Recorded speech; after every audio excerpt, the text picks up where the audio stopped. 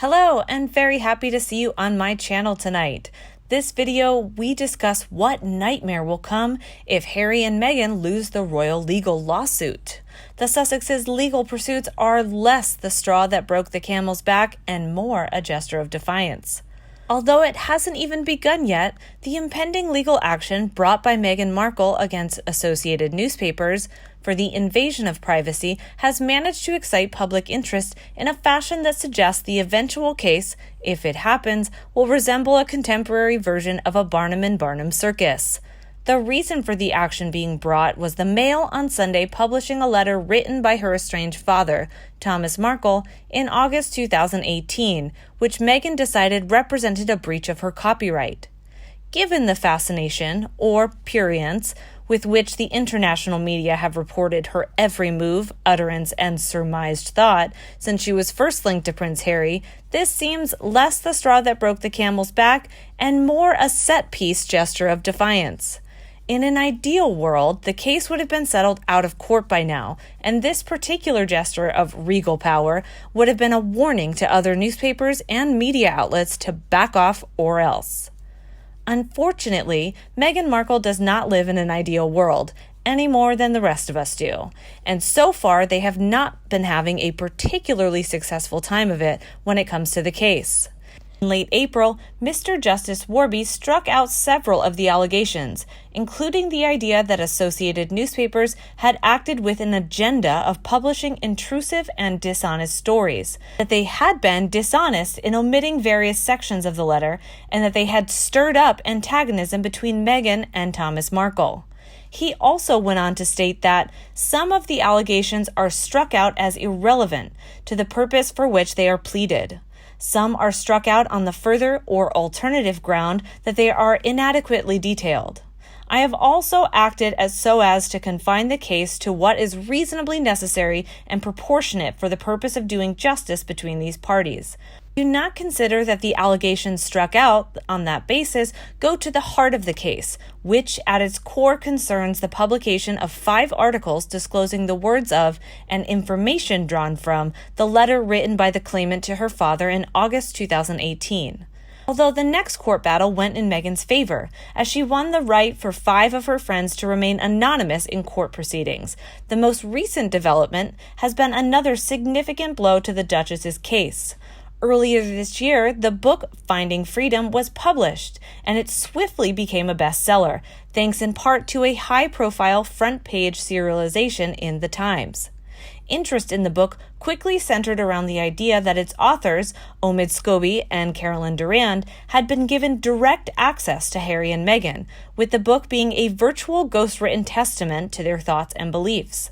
The Mail on Sunday, therefore, argued that this was germane to their defense and explicitly asked to amend their written statement to state that the Sussexes had cooperated with the book's publication and indeed had given the authors information about Thomas Markle's August 2018 letter in order to set out her own version of events in a way that is favorable to her. Although Meghan's lawyer, Justin Rushbrook, QC, argued that the claimant and her husband did not collaborate with the authors of the book, nor were they interviewed for it, nor did they provide photographs to the authors for the book. Judge Francesca Kay allowed the newspaper to amend its defense, noting that this added further particulars to the case, that Meghan knows the case she has to meet, and that there is no suggestion that she is in fact unable to do so. Although the firm of solicitors that she is using, Schillings, responded robustly, accusing the newspaper of, quote, profit-motivated clickbait rather than journalism, and bemoaning their attempts to, quote, prolong this action and try contending its amended defense at trial, where we have no doubt it will fail. Their conclusion that this defense has no merit and is in fact false suggested confidence that has not been so far shared by other commentators and observers. Newsweek recently ran a feature that quoted various experts, making the point that the potential damage that Meghan's reputation will suffer if this case continues, and various wounding disclosures that are made in court, is vastly greater than any perceived hurt caused by the original publication of the letter. Even in the event of a victory against Associated Newspapers, enormous damage will have been done to brand Sussex at a time when they are attempting to establish themselves outside of the confines of the royal family. These things matter, both personally and professionally. Traditionally, the monarchy has avoided being drawn into court cases. The old motto, quote, "never complain, never explain," has usually been the watchword, even when obvious, sensational, and speculative pieces were being written, most notably during the abdication of Edward VIII and his subsequent existence as Duke of Windsor. Yet, the growing intrusions of the tabloid press in the 80s and 90s, especially where Princess Diana was concerned, led to legal action either for breach of copyright or invasion of privacy. In most cases, the complaints were settled out of court, often for considerable sums of money. Diana took legal action against the Daily Mirror in 1995 for publishing photographs of her exercising in a Kensington gym, and obtained her legal costs of £1 million as well as £200,000 donation to charity. Most recently, the Duke and Duchess of Cambridge sued the French magazine Closer in 2012 for publishing topless photographs of her, winning €100,000 in damages 5 years later, considerably less than the punitive £1.5 million that their lawyers had argued for.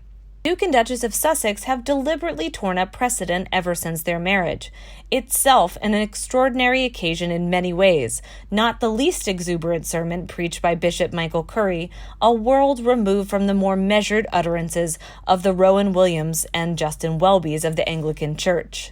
Their quasi-abdication at the beginning of the year might have nodded to historical precedent, but their new life in California gives every appearance of their wishing to enjoy enormous financial rewards, while maintaining the privacy and respect that members of royalty have been traditionally entitled to.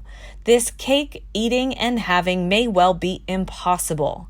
It seems extremely unlikely that they are going to back away from the legal action now, especially as Associated Newspapers show no signs of offering an out-of-court settlement with or without an admission of guilt.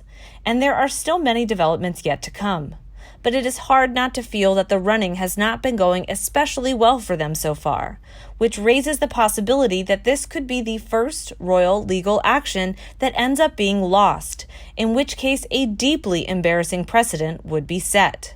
Edward VIII, after his short-lived reign, reflected that he wanted to, quote, "throw open the windows a little and to broaden the base of the monarchy a little more." For all of the attendant controversies that he faced with his modernizing attitudes, he never involved his family in a protracted and very public court case. With his great-great-nephew and his wife being plaintiffs in the highest-profile legal action that the monarchy has ever been involved in, Edward's once fanciful ideas of how to conduct himself now seem like the model of restraint and decorum. Once again, never complain, never explain becomes less a maxim from the past and more an injunction that, perhaps, the litigious former royals should have paid more careful attention to. And you? What do you think about this opinion today? Thank you for the critic online for my content for this video, and thank you for watching. If you have another idea, remember to like and share with my video with anyone you think might have also loved it like you. And don't forget to subscribe to the Sussex Daily News channel to get more news about the royal family. Now have a nice day and see you tomorrow.